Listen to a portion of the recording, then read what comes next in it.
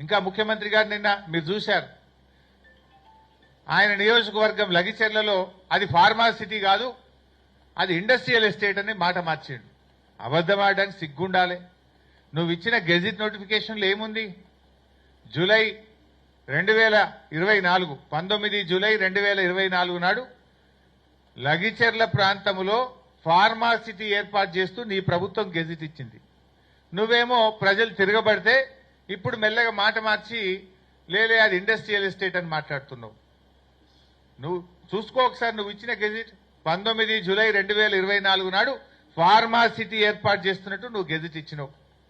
సరే, నిజాన్ని నిర్భయంగా ఒప్పుకో, తప్పయింది, నేను ఫార్మా సిటీకే ఇచ్చిన, నేను పొరపాటు చేసిన, ఆ ఫార్మా సిటీ గెజిట్ ను విత్డ్రా చేసుకుంటున్నా అని చెప్పి విత్డ్రా చేసుకో.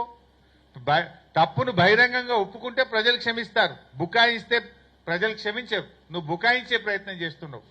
19 జూలై 2024 నాడు ఫార్మా సిటీ ఏర్పాటు చేస్తూ నువ్వు గెజిట్ నోటిఫికేషన్ ఇచ్చినావు. దాన్ని రద్దు చేయి, ఫస్ట్ దాన్ని విత్డ్రా చేసుకో. అది ఇండస్ట్రియల్ ఎస్టేట్ గా మళ్ళీ కొత్త గెజిట్ నోటిఫికేషన్ ఇస్తేనే అది ప్రజలు నమ్మేటువంటి అవకాశం ఉంటుంది. అయినా అక్కడ ప్రజలు ఏమంటున్నారు? అసలు నీ నియోజకవర్గంలో నిన్ను ఓటేసి గెలిపించిన ప్రజలతో మాట్లాడడానికి నీకు ఎందుకు అంత భయం?